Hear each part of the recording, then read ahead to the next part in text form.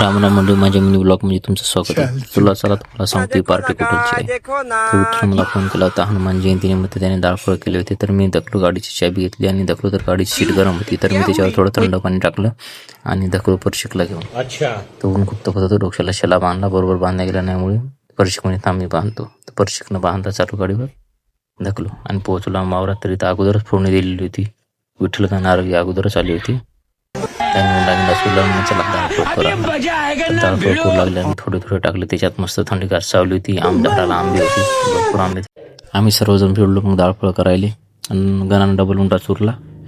आमची झाली दाळफळ करणं सुरू टाकणं सुरू आमचं सोबतच होतं. आमचे अर्धे दाळफळ करणं झाल्यावर आले मग आमची 2 सोबती आणि बबलू आणि निकित आली. नंतर मग आम्ही राहिलेले सर्वजण सोबत करायला भेटलो. मग मी गेलो चार पाहायले, मस्त चारोळ्याला त्या पण कच्च्याच होत्या. मग इकडं परशिकनं आंबा चिरला होता, चटणी मीठ मस्त जबरदस्त टाकलं होतं. लगे आंबट होतं पण सुपर लागत जाई. मग मॅगी मसाला मी म्हटलं मग अरे उंदराचं औषध कशाला आणलं. त्याच्याच म्हणे नाही रे बाबू मॅगी मसाला आहे असं का. मग घेतला मॅगी मसाला, फोडला टाकला आम्ही वरून, निवत काढला आणि विठ्ठल गाणं आहे धकले म्हणे म्हणत तू बी चाल. मग मी पण गेलो त्यांच्यासोबत. तपत होतो ऊन, बांधला डोक्यात चला धकलो. आलो मग मारुतीपाशी, वावरात त्याच्या शेतातच मारुती.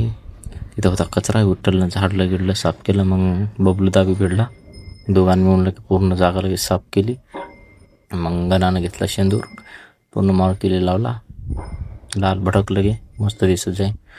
मग विठ्ठलनं लगे निवत गिवत काढला, पाणी गिनी निवत गिवत दाखवलं, पाणी गिनी फिरवलं आणि दर्शन घेतलं.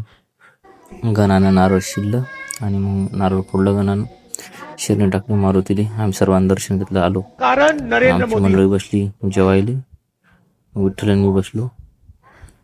आमची जेवणं झाली तर मग नंतर घरून विठ्ठलनं आणलं होतं.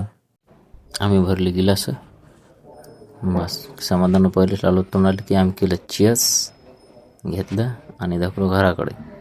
वावरातले रस्ते मग तुम्हाला माहीतच येतं. तरी आमची गाडी का कमी नव्हती, 60च्या स्पीड नव्हती. परशिक म्हणे बाबा आरामशीर घरी बापा म्हणे. मग काय बरं म्हणलं. मग आलो लगे गावाने ठेवलं आमच्या. समाधान म्हणे थांब मला बी तर बाबा बस स्टँडवरच उतरू दे म्हणे. काय करून दिला उतरून बस स्टँडवरून आलो घरी.